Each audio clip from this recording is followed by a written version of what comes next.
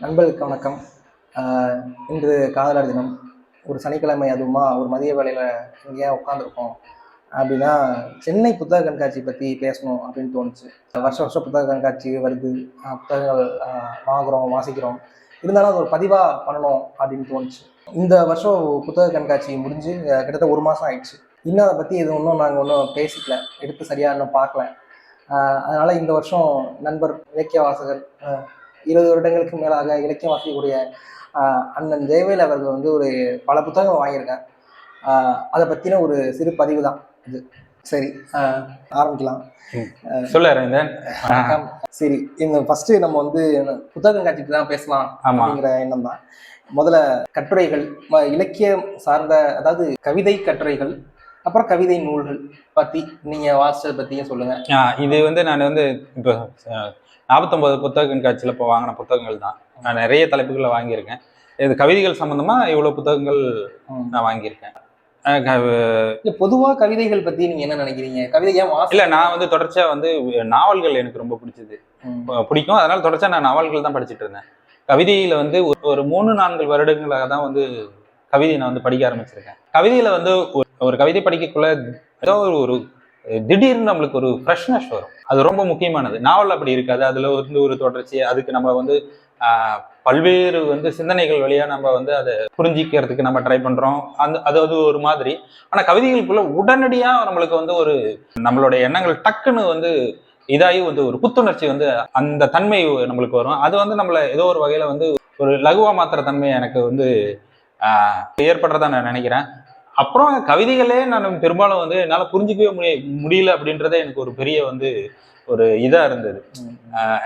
என்ன இது, நான் பெரும்பாலான கவிதைகள் நான் படிச்சு புரிஞ்சுக்கிறப்ப பார்த்தா வேற ஒரு கோணத்துல வேற அந்த கவிதைகள் பத்தி சொல்லியிருப்பாங்க. அப்ப நம்மளுக்கு இந்த விஷயம் நம்மளுக்கு கவிதைகள் நம்மளுக்கு இன்னும் நிறைய நம்ம கவிதைகள் பத்தி தெரிஞ்சுக்கணும் அப்படின்ற ஒரு இன்டென்ஷனும் கவிதைகள் கொடுக்குற. குறிப்பா எந்த கவிஞரை வாசிக்கும் போது அல்லது கவிதையை வாசிக்கும் போது இப்போ நம்ம கவிதையை வாசிக்கணும் எப்படி தோடி? அப்போ இப்போ நான் யுவன் போன புத்தக கண்காட்சியில யுவன் சந்திரசேகரோட பெயரற்ற வாசக யாத்திரிகன் அப்படின்ற ஒரு கவிதை தொகுப்பு வாங்கி வாசிச்சேன். அது ஒரு மொழிபெயர்ப்பு கவிதை நூல் புத்தகம்.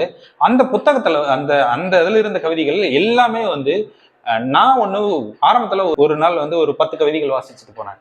அப்புறம் அது எதுவுமே ஓப்பன் ஆகல, அமைதியா இருந்தேன். அப்புறம் திடீர்னு ஒரு 3 மாசம் 2 மாசம் கழிச்சுலாம் அதை எடுத்து பார்க்க ஆரம்பிச்ச பின்னாடி ஒவ்வொரு கவிதைகளும் வேற மாதிரி தெரிய ஆரம்பிச்சிருச்சு. அப்படி வேற மாதிரி தெரிய ஆரம்பிச்ச பின்னாடி வேற ஒரு விஷயம் அதுல தெரிய ஆரம்பிச்ச உடனே, அப்போ கவிதைகள் தொடர்ச்சியா நம்ம படிக்கணும். கவிதைகள் படிக்கிறதன் வழியா சொல்லல ஒரு அந்த ஸ்பார்க்கு, ஒரு சந்தோஷம், அந்த நேரத்துல நம்ம ஒன்ன வேற ஒன்னா நம்ம புரிஞ்சுக்கிற தன்மை, அப்படி அந்த மாதிரியான விஷயங்கள் அதுல இருக்கிறத பார்த்ததுனால இப்போ தொடர்ச்சியா கவிதை வாசிக்கணும் அப்படின்ற ஒரு எண்ணம் போன வருஷம் அந்த இது வரக்குள்ள எனக்கு நிகழ்ந்தது. ஆனா பொதுவாகவே கவிதை வாசிக்கணும்னு சொல்லி கவிதையை எனக்கு நிறைய கவிதைகளை வேற மாதிரி நான் புரிஞ்சுக்கிறதன் வழியா தான் கவிதையை வாசிக்கணும்னு இந்த முடிவுக்கு வந்தேன். சரி, இப்போ இந்த வருஷம் வாங்க புத்தகத்தை பத்தி பேசுவோமா? ஆமா. அப்புறம் எனக்கு இது சொல்லிடுறேன். எனக்கு ஒரு 3-4 வருடங்களுக்கு முன்னாடிய புத்தக கண்காட்சியில செங்குதரோட புன்னகைக்கு பிரபஞ்சம் அப்படின்ற ஒரு கபீரோட கவிதைகள் வாங்கினேன். அந்த கவிதை தொகுப்பு தான் அதுல இருக்கிற கவிதைகளுமே கொஞ்ச நாள் படிக்கக்குள்ள ஒரு சும்மா இந்த பக்கம் போவேன், ஒரு டக்குன்னு அதுல இருந்து ஒரு கவிதை எடுத்து படிச்சு பார்ப்பேன். அப்ப அது எனக்கு ஒரு சந்தோஷமான ஒரு நிகழ்வா இருந்தது. அந்த கவிதையை படிக்கிற ஒரு 2-3 நாள் வேணும்னே நிதானமாலாம் படிச்சு அப்பப்ப எடுத்து படிச்சு பாக்குறேன். அந்த கவிதை புத்தகத்துக்கும் எனக்குமான ஒரு நெருக்கு உருவானதுல இருந்தா கவிதை மேல எனக்கு இன்னும் கொஞ்சம் நல்லா படிக்கணும் அப்படின்னு சொல்லி இது வந்தது. இந்த புத்தக கண்காட்சியில நான் ஒரு 10 புத்தகங்களுக்கு மேல கவிதை புத்தகம் வாங்கியிருக்கேன். கவிதையை புரிஞ்சுக்கிறதுக்காக சில கவிதைகள் பத்தி ரசனை சார்ந்து அதை எப்படி புரிஞ்சுக்கலாம் அப்படின்றதுனால அது சம்பந்தமான சில புத்தகங்கள் நான் வாங்கியிருக்கேன். மொழிபெயர்ப்பு கவிதை புத்தகங்கள்ல நான் 3 நிறைய புத்தகங்கள் வாங்கியிருக்கேன். நம்ம நிறைய ஒரு 4 இங்க இருக்கு. அதுல கொடுங்காற்றில் ஒரு விளக்கு லல்லாவோட கவிதைகள். இது ஆக்சுவலா லல்லா ஒரு பக்தி கால கவிஞர். லல்லா காஷ்மீரை சார்ந்தவர். போன வருட புத்தக கண்காட்சியில அக்கமாதேவி வாங்கின அக்கமாதேவியோட மூச்சே நறுமணமானால் அப்படின்ற புத்தகத்தை கன்னட கவிஞர் அவங்க. அந்த புத்தகம் கவிஞர் பெருந்தேவியால வந்து மொழிபெயர்க்கப்பட்டு தமிழ்ல வந்தது. அவங்க இவங்களும் அதே பக்தி காலகட்டத்தை சேர்ந்தவங்க. அப்புறம் மீரா, இவங்களும் இந்த அக்கமாதேவி, லல்லா, மீரா மூவருமே வந்து பக்தி காலகட்டத்தை சார்ந்த கவிஞர்கள். இதுல வந்து மீராவுக்கும் அக்கமாதேவிக்கும் இல்லாத ஒரு சிறப்பு பார்த்தீங்கன்னா லல்லா கவிதைகள் இருக்கு. இந்த அவங்க மூணுமே நான் படிச்சுட்டேன். இந்த புத்தக கண்காட்சியில் வாங்கின இந்த காதலின் குருவாள் அப்படின்ற இந்த கவிதையை, மீராவோட கவிதையை செங்குதீர் அவர்கள் மொழிபெயர்த்திருக்கிறார். இந்த கவிதையை இதை வந்து எம் கோபாலகிருஷ்ணன் மொழிபெயர்த்திருக்கிறார். இரண்டு பேருமே இந்த கவிஞர்களை பற்றி ஒரு விரிவான முன்னுரையை இந்த புத்தகத்துல வந்து சொல்லியிருக்காங்க. அந்த முன்னுரை வந்து இவங்களை புரிஞ்சுக்கிறதுக்கு மிக மிக நம்மளுக்கு உதவியா இருக்கு. அதன் வழியா நம்ம இந்த கவிதையை வந்து நம்ம படிக்கலாம். பொதுவா நவீனத்துவ கவிதைகள் வந்து தனிநபரோட இருத்தல் சார்ந்த பிரச்சனைகள் இல்ல ஆன்மீக வேட்கையை பேசியிருக்கு. ஆனா இது நவீனத்துவத்து காலத்தை தாண்டின பின்காலமா இருக்கு. அதாவது கொஞ்சம் வரலாற்று அந்த உண்மை மனிதர்களுடைய ஒரு தொகுப்பா இருக்கு இல்லையா? இப்போ அந்த கவிதைக்கு இந்த கவிதைக்கும் நீங்க என்ன வித்தியாசமா? எனக்கு அப்படி வந்து எனக்கு தோணல. இது ஒரு வகையில மீராவின் கவிதையும் அக்கமாதேவி கவிதையுமே வந்து அந்த மாதிரி ஒரு இருத்தலியல் பிரச்சனைய பேசக்கூடிய பெண் கவிஞர்களுக்கு இருக்கக்கூடிய அந்த தன்மையே இருக்கு. ஆனா இந்த கொடுங்காற்றில் ஒரு விளக்கு அப்படின்ற இந்த லல்லா கவிதை வந்து அந்த பெண்ணிய தன்மையை கிராஸ் பண்ணி போய் ஒரு நம்ம வந்து யோகின்னு சொல்லுவோம். இவங்களை வந்து யோகினின்னு நம்ம சொல்லலாம். இல்ல யோகினின்னு தான் வந்து மென்ஷன் பண்ணியிருக்காங்க. காஷ்மீரை சார்ந்த ஒரு யோகினி கவிஞர்கள். இது வந்து இந்த அந்த பெண் தன்மை இல்லாத ஒரு யோகி நிலைக்கு போயிருக்கிற ஒரு கவிஞர் எழுதின கவிதைகளை தான் நம்ம பார்க்கலாம். முழு ஆன்மீக வேட்கை. ஆமா, முழு ஆன்மீக இது ஆன்மீக தன்மையான நம்ம கவிதை தான். இந்த கவிதையை வந்து ஒருத்தருக்கு கொடுத்துட்டு வந்து நீங்க மதம் சார்ந்த ஆன்மீகத்தோட தொடர்பு இல்ல, மதம் சார்ந்த ஆன்மீகத்தோட தான் தொடர்பு இருக்கு. அந்த தியானத்தை பத்தி எல்லாம் சில கவிதைகள் இருக்கு. பட் ஆனா அது வந்து அந்த ஆன்மீக நிலைன்றதே வந்து மதத்தை நம்ம விட்டுட்டு தானே மேல வருது. எல்லா ஆன்மீக நிலையும் நம்ம எடுத்து பார்த்தா அதுக்கு மதம்ன்றது ஒரு டூல் மாதிரி தான் நம்ம வச்சுக்கலாம் அப்படின்னு நான் நினைக்கிறேன். இது வந்து இந்த போர் இப்போ வந்து போர் சம்பந்தமான கவிதைகளை வந்து கவிஞர் மோகனரங்கன் வந்து இதை வந்து தொகுத்திருக்காரு. ஏதோ ஒரு மீட்டிங்ல ஏதோ ஒரு நிகழ்வுல, கவிதை சம்பந்தமான நிகழ்வுல போர் சம்பந்தமான ஒருத்தர்கிட்ட ஏதோ ஒரு ஈழத்தமிழர்கிட்ட கேட்ட கேள்வி மனசுல வச்சுட்டு இதை தொகுத்திருக்காரு. ரொம்ப முக்கியமான வந்து போரை பற்றியான வந்து போர்ல இருக்கிறவங்க, அதாவது ஒரு தனி நம்ம கவிஞரோட இது உலகம் முழுக்க இருக்கிற கவிஞர்கள் எழுதுனதுதான் அது இருக்கு. அதுல போர் சம்பந்தமான அந்த போர் நிகழ்ந்திருக்கக்கூடிய நிலத்திலிருந்து அவர்கள் எழுதியக்கூடிய கவிதை, இதையை நான் படிச்சு முடிச்சிட்டேன்.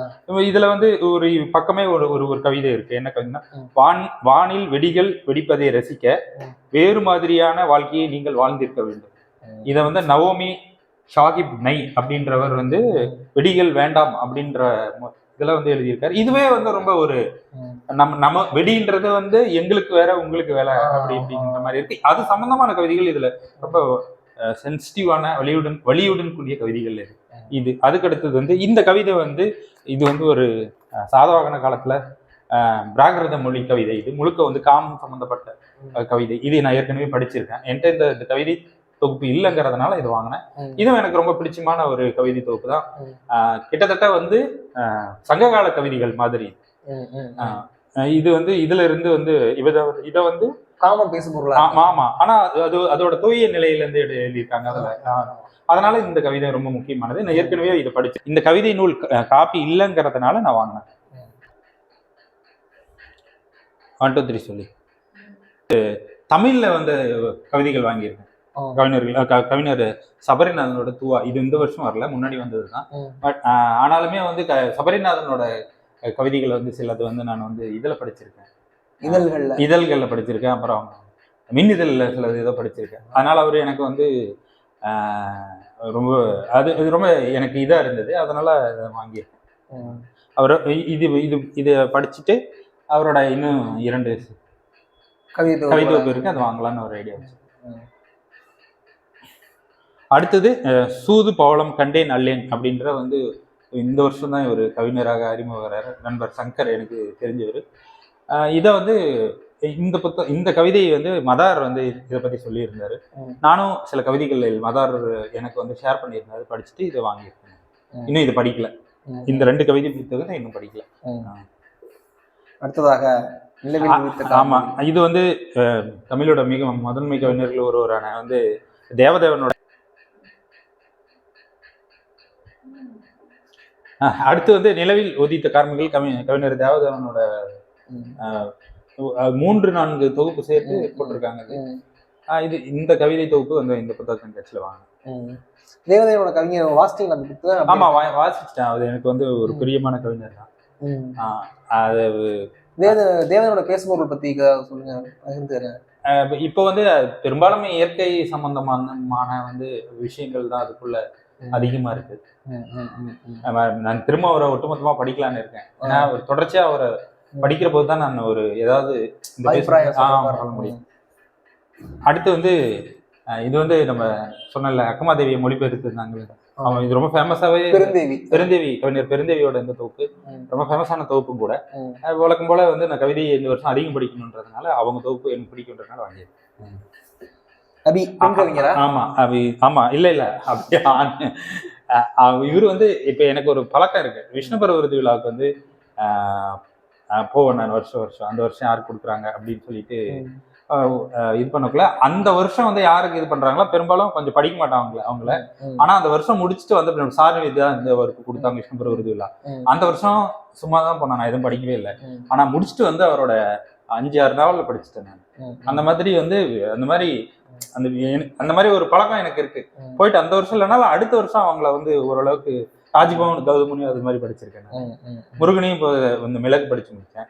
அதனால அது இல்லாம இது வந்து முழு தொகுப்பு அப்படிங்கிறதுனால எப்பயுமே ஒரு கவிஞர்களை மட்டும் இல்ல, யாரோட வந்து ஒரு எழுத்தும் கூடுமான வரைக்கும் அவங்க இது வரைக்கும் என்னென்ன வந்து எழுதியிருக்காங்க அப்படின்னு படிக்கிறது வந்து அவங்க எந்த மாதிரியான விஷயங்களை இது பண்றாங்க அப்படின்னு தெரிஞ்சுக்கிறதுக்கான ஒரு வழி. அதனால முழு தொகுப்பா படிக்கிறது வந்து என்னை பொறுத்த வரைக்கும் ஒரு சிறந்த விஷயம் நினைக்கிறேன்.